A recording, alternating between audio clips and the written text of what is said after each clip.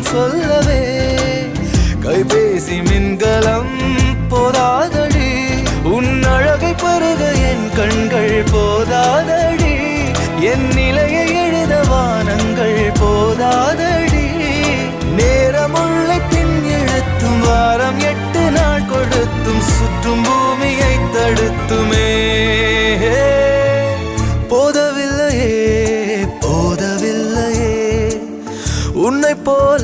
போத ஏதும் இல்லையே